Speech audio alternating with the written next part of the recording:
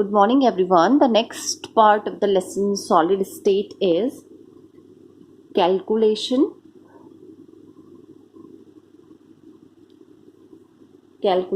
of packing efficiency.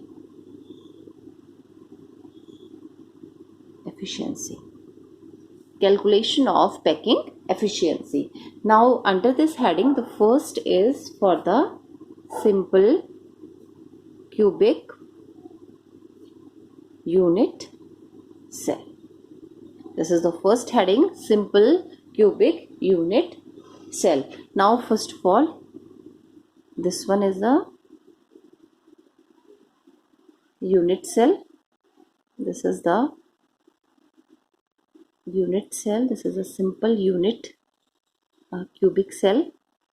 Now these are the points 4, 5, 6, 7, 8. This is the point. And now this is the point which is at the edge. These are the points which are present at the edge, and let us give it the name A. It is designated as A. Now distance between, this is the distance. Now distance between the center of the sphere, the distance between the center of the sphere present on the corner of the edge. This is the corner of the edge present, and this is the distance. We have taken the distance from the center. So the distance between the center of the sphere present on the corner of the edge of a cube is called edge length. Edge length, and it is denoted by A. This edge, this is the edge length, and this edge length is denoted by A. Now the distance between the center of the two nearest neighbor, the distance between the center of any two nearest neighbor. These are the nearest neighbor. This one is the nearest neighbor. This one is the nearest neighbor. This one is the nearest neighbor. So the distance between the center of the two nearest sphere is called nearest neighbor distance and nearest neighbor distance. Nearest neighbor distance is designated by D and is equal to R plus R, and R plus R is equal to 2R. Now here R is the radius of the sphere. This R is the radius of the sphere. This is for the one sphere and this is for the another sphere. Now volume occupied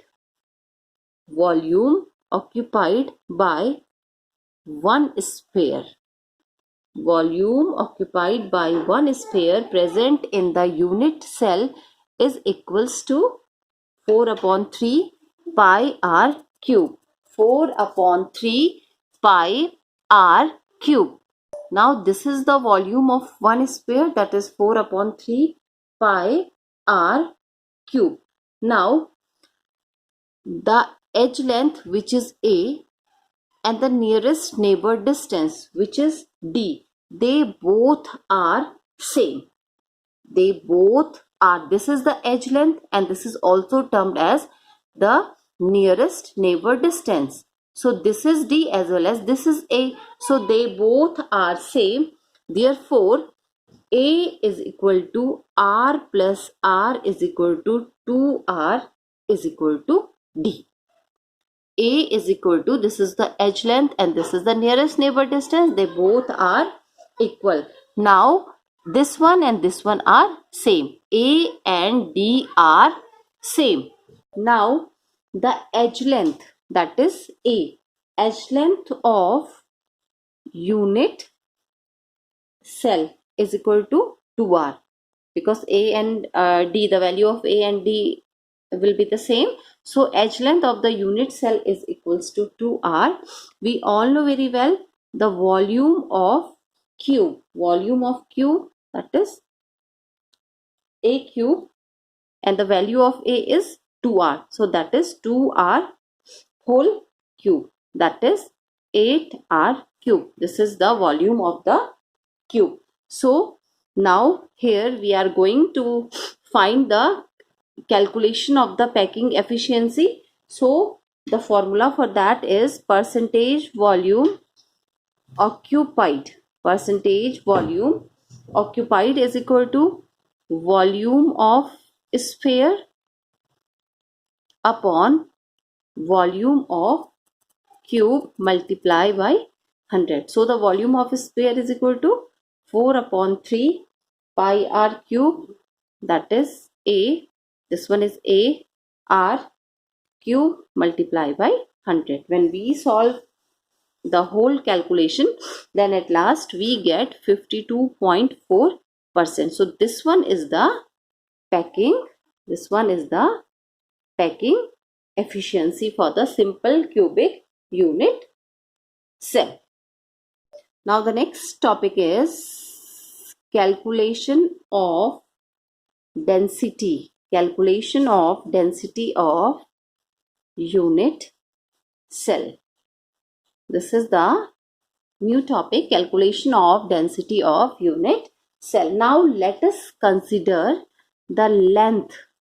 Now length of edge of unit cell is a picometer. Now this is, let us assume the length of the edge length of a unit cell is A. We denote the edge length with the help of the letter A picometer, that is equals to A multiplied 10 to the power minus 10 centimeter. Now here I am converting picometer into the centimeter. Now the volume of the unit cell, volume of the unit cell is equal to A multiplied 10 to the power minus 10 whole 3. So it is A cube multiplied 10 to the power minus 30 cubic centimeter. This one is the cubic centimeter, and now let us consider it as a V cubic centimeter. This one, A cube multiplied 10 to the power minus 3 may be regarded as, let us consider it is regarded as V cubic centimeter. Now we know that density of the unit cell is equal to mass of the unit cell upon volume of the unit cell. Mass of the unit cell upon volume of the unit cell. Now that is the mass of the unit cell is equal to, this is the formula, number of atoms in unit cell multiplied by mass of each atom. Now let us designate the number of atom in the unit cell is by Z and mass of each atom by M. Now we have all the value for the density. We have all the value, that is the value, this is the volume, this one is the number of atom, this is the mass, this is the mass of the unit cell. Now we have to find this one, that is the mass of the atom, this one. So M, which is designated by M. So mass of the atom, mass of the atom can be calculated by atomic mass upon Avogadro number. Atomic mass upon Avogadro number, that is M. Atomic mass is designated by M, and NO or N0 is the representation for the Avogadro number. Now we have all the value. Now put these value into the formula. So at last we have Now at last, the density of the unit cell is equal to, that is Z, m upon n0. This is the atomic mass upon the Avogadro number, and V is the volume. So at last, after rearranging this one, we have D is equal to Z multiply m upon V multiply n0. This is the value, this is the formula to find out the density, gram per cubic centimeter. So by this method we can easily calculate the density.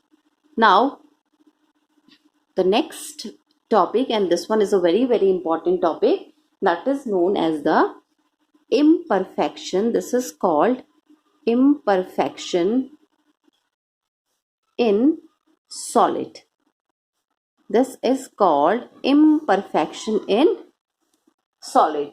So crystalline solids are formed by the regular repetition of a large number of unit cell in all directions, and an ionic crystal which have the same unit cell containing the same lattice point throughout the whole of the crystal is known as ideal crystal.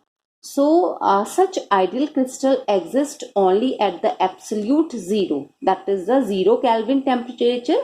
Absolute zero is the 0 Kelvin temperature is known as the absolute zero, and at any temperature above 0 Kelvin, the crystal have some department of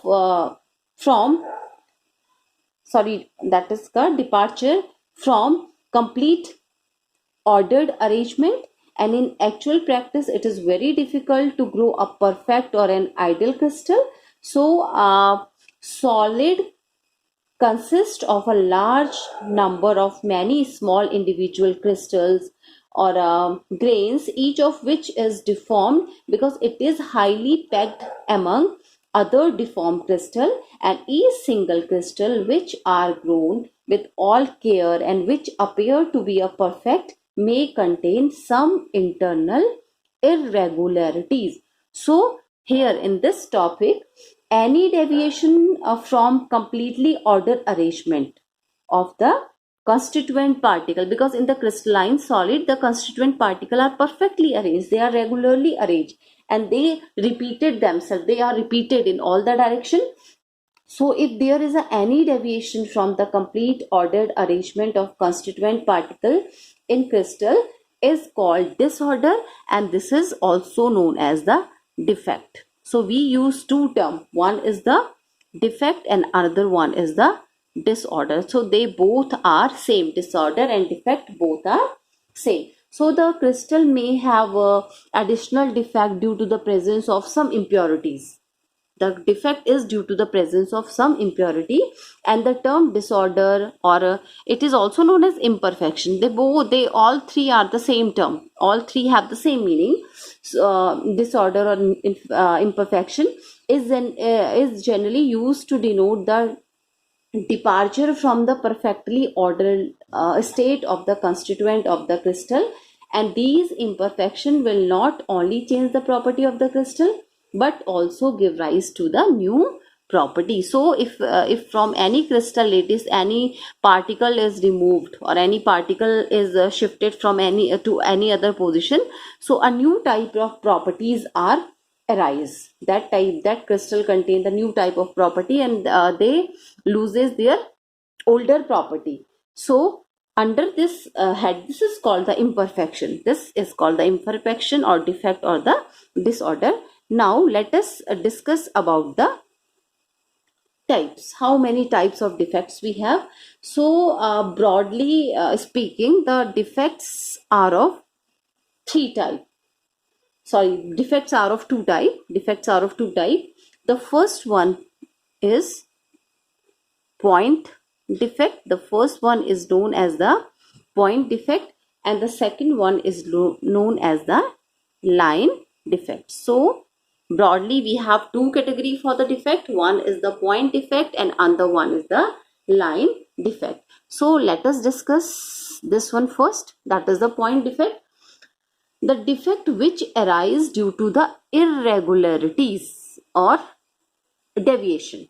The defect which arise due to the irregularities or deviation from the ideal arrangement of atom around the point or an atom in the crystalline substances are known as the point defect, and sometimes they are also called the atomic imperfection.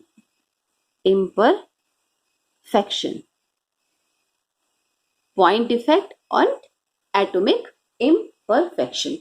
Now next is the line defect.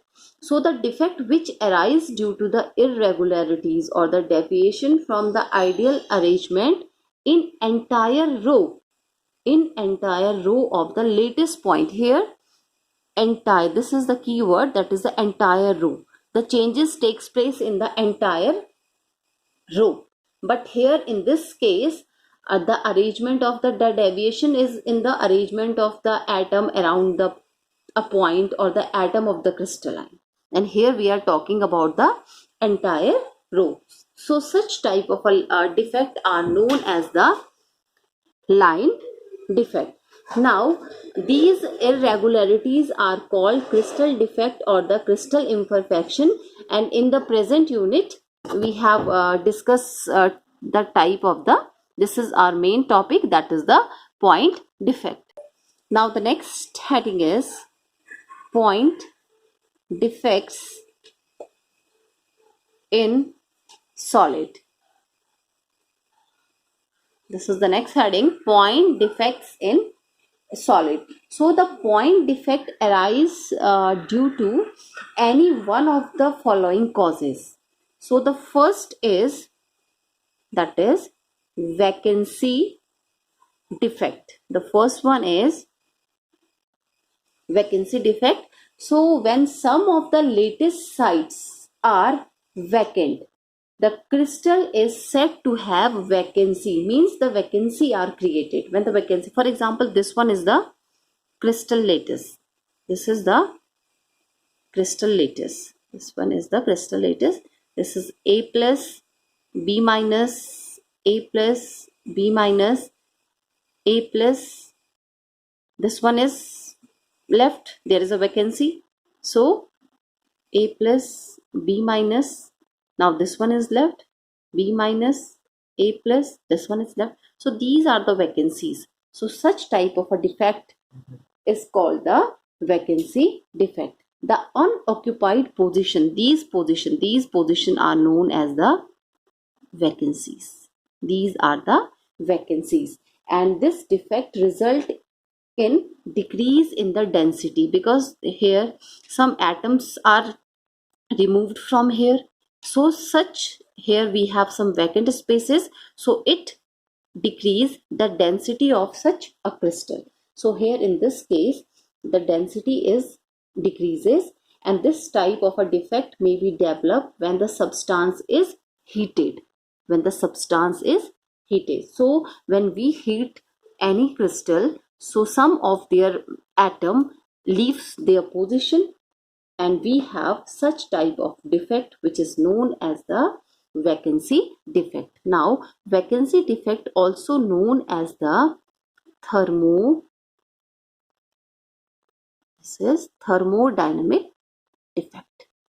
Vacancy defect is also known as the thermodynamic defect, and these are the vacancies. These spaces, empty spaces, are known as the vacancies.